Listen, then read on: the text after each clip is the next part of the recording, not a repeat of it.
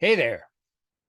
It is Wednesday. You know, it's hump day. By the end of the day, we are halfway through the week, and I hope you're having a fantastic week, that things are moving in your direction.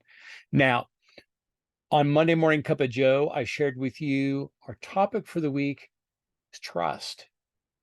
Now, this came from several different people who approached me, some serendipitous, some knew that I was looking at trust as being one of my topics.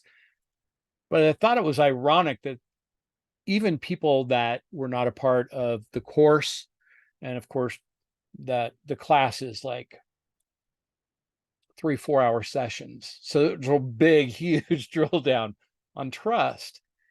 And they were all saying, we need to figure things out around trust. There were people who had the perspective of, look, you're going to earn my trust before you get my trust.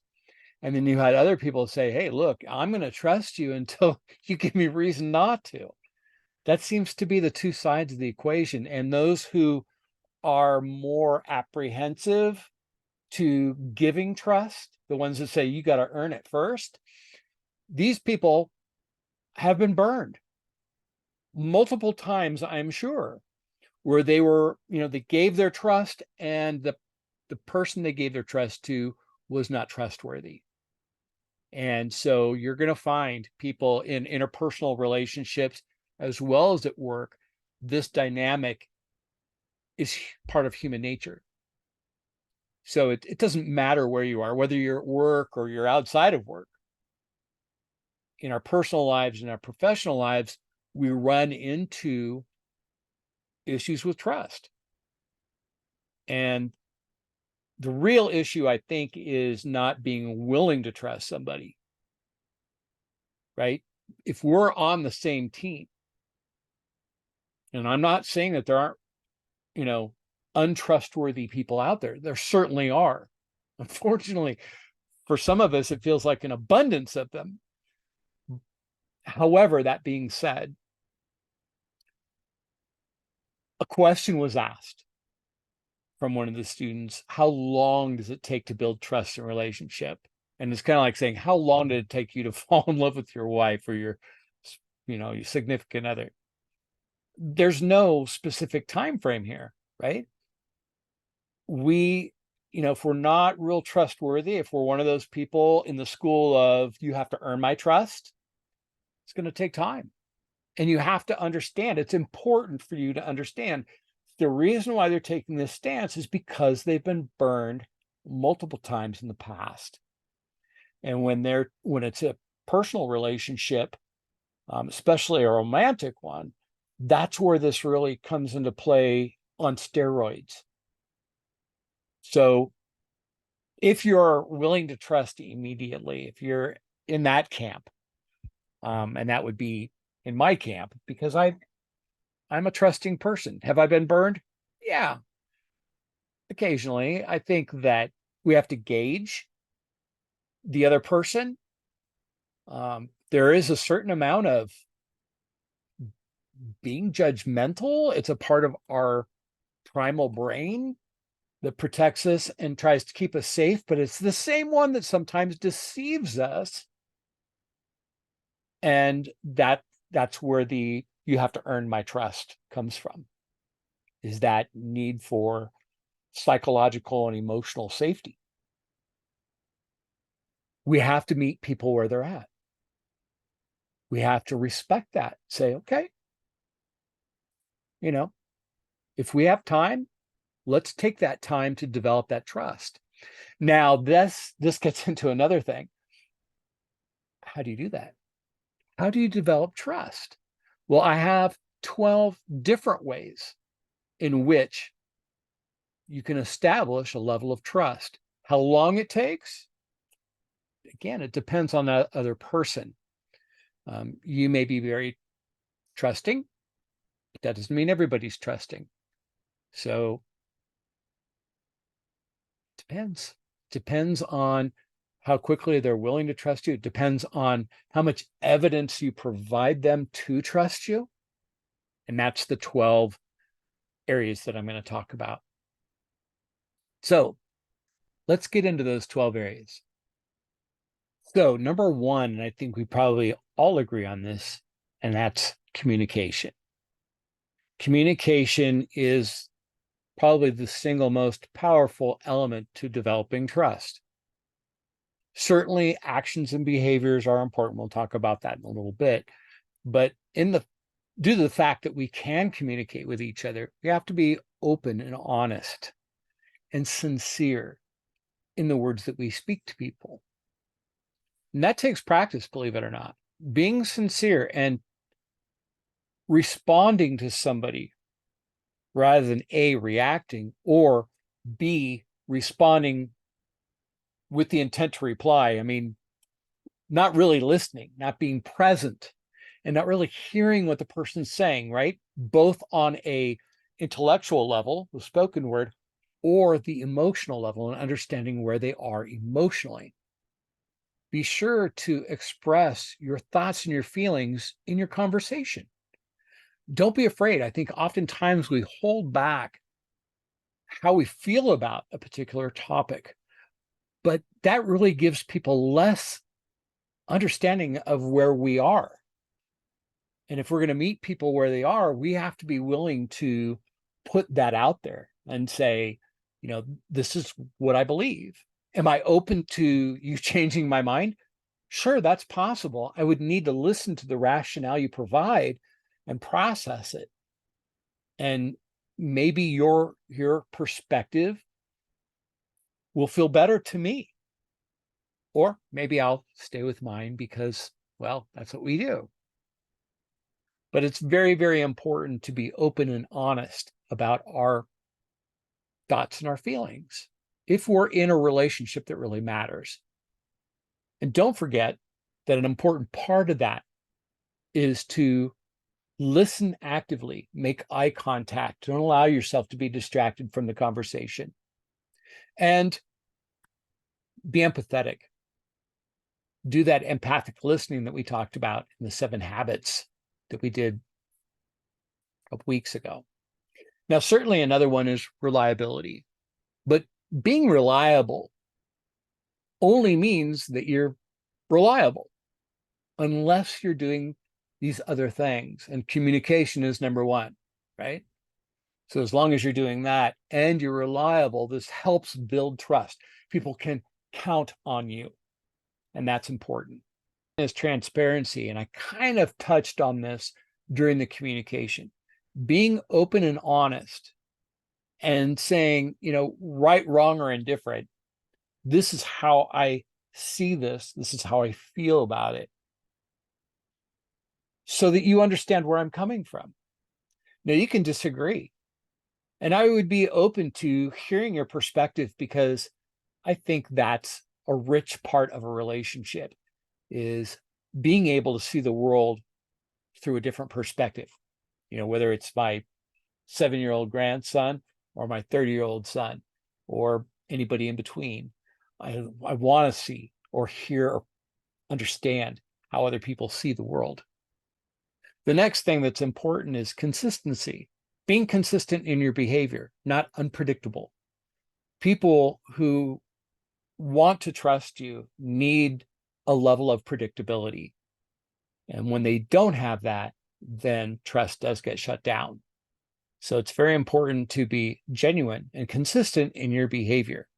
The other thing, or the next thing I should say, is accountability. And accountability is important. To take responsibility for those things that you say you're going to do, or whatever the element of accountability is. But all being accountable, responsible for bare minimum yourself, that's an important element of building trust. Now, number 6 may sound like a little bit of the other 5, and that's dependability. Can I depend on you? Can I count on you? So that's an element of trust. Now, number 7 is integrity. Now, what does it mean to have integrity? It may be upholding a strong moral or ethical standard. And that's important too, to know what you see as being correct or incorrect. Now, this can cause friction in a relationship when you may be a little more regimented and another person's a little more outside the lines. Tolerance is very important in this area of integrity, but tolerance not to the point where it breaks your values, crosses personal boundaries. So being consistent in your behavior means that people know and can expect your behavior to be a certain way. That creates psychological safety, and that's important too. Now, you've heard me talk numerous times about number 8, and that's empathy. Being empathetic. Put it simply, putting yourself in another person's shoes, or understanding that when that person's sad, you reference your own experience of being sad, and then try to be comforting, try to be what they need you to be to help them through. And it may not be to fix it, but just to be present for them. Be a good listener. Number 9, I would probably put as number 2, and that's respect. We have to show respect to each other. Even when someone's disrespectful to you, does not mean that you have to react in a disrespectful way. You have your standards you're not willing to allow yourself to drop to. Always be respectful. Now, professionally speaking, I say always be respectful because you never know who you might be reporting to someday. So respect is a valuable thing to possess, to be respectful and to have self-respect, and to be able to draw boundaries. Now, in addition to that kind of respect in your personal relationships, you never know who you may end up depending on, but make sure they match up to your level of standards. That if we put ourselves in the hands of fools, as they say, then we only have ourselves to blame. And now you can see a little bit of why some people are more apt to say respect is earned rather than given. Now, the next one is probably more in the area of your professional life, and that's competence. To learn what you are the specialist in your job and learn to do it very well, and commit to continuous improvement, continuous movement forward in terms of, well, my favorite word, Kaizen, meaning small incremental improvements in your character, maybe in your discipline for sure, and in the knowledge base that you have. Competence. When you are competent, you become confident, and confidence helps breed trust. Another area is conflict resolution. We all have conflict. That's not what I'm talking about. It's how you respond to conflict that creates trust in relationships. When you're willing to let go of, it has to be my way. Now, obviously, if it's something that's unethical, immoral, or illegal, you're not going to participate at all. But when it falls into relationships, both professionally and personally, we need to work through the problem with the other person.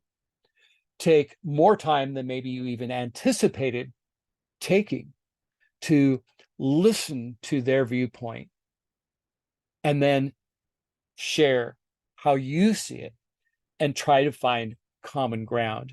Oftentimes, people that I've had conflict with, when we took the time to work through the conflict, the bond between us became much closer.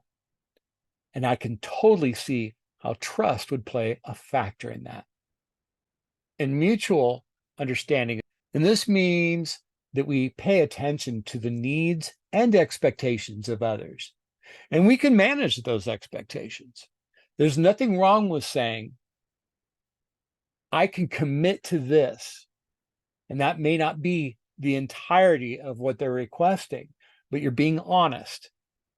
I say, never make a promise to someone that you don't have a serious intention to carry out.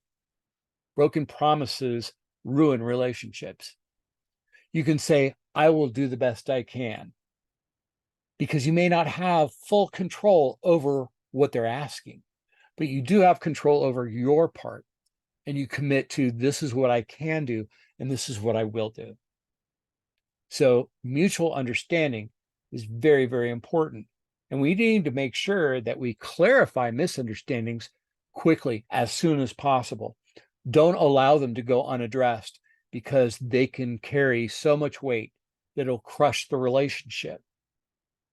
And then whether it's between two people or maybe a team, because I work a lot with teams, is that we have to make sure that it's clear to everyone on the team of what's expected, and allow them the opportunity to discuss any challenges or barriers that they perceive that will keep them from being able to make that commitment. Be open and honest, and most importantly, be understanding. Now, these are the 10 areas of developing the foundation for trust. I can't say that it'll develop trust immediately, because, as I said in the beginning, some people take longer than others simply because they've been burned. And it would help us to be empathetic toward that. That's trust. Now, like I said, in the class, it goes way deeper. There's a lot more psychology involved in developing trust. But if you follow these 10 steps, I guarantee you, you're on the road to developing an honest and trusting relationship that will only get stronger as that relationship progresses. There it is, the 10 steps. And that's it for After the Coffee this week. And I really appreciate you taking the time out of your busy day to share and learn with me on these important topics of our human relationships with each other. And until next time, as always, lead well, my friend.